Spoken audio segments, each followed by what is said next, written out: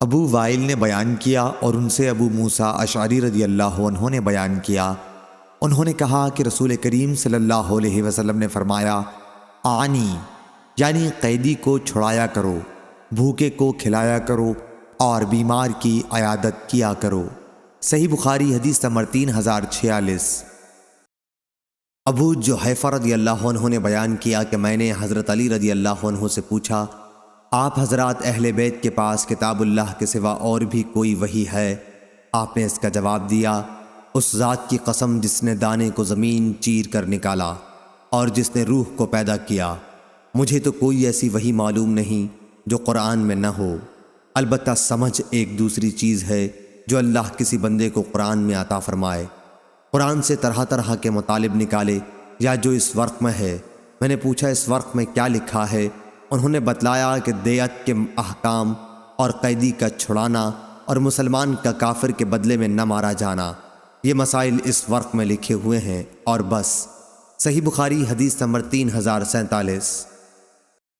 اسماعیل بن ابراہیم بن عقبہ نے بیان کیا، ان سے موسیٰ بن عقبہ نے، ان سے ابن شہاب نے بیان کیا اور ان سے انس بن مالک رضی اللہ عنہ نے بیان کیا کہ انصار کے بعض لوگوں نے رسول کریم صلی اللہ علیہ وسلم سے اجازت چاہی اور عرض کیا، یا رسول اللہ آپ ہمیں اس کی اجازت دے دیں کہ ہم اپنے بھانجے عباس بن عبد المطلب کا فدیہ معاف کر دیں، لیکن آپ نے فرمایا ان کے فدیے میں سے 1 درہم بھی نہ چھوڑو۔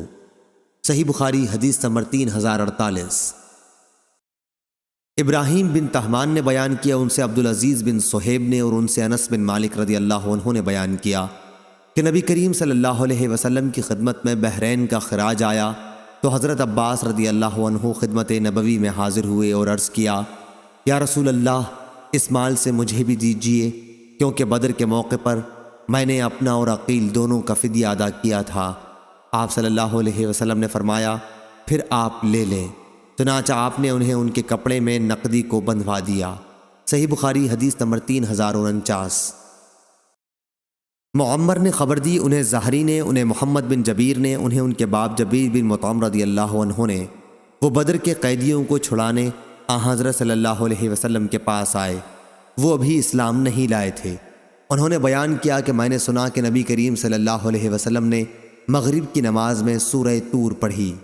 صحیح بخاری حدیث نمبر 3050۔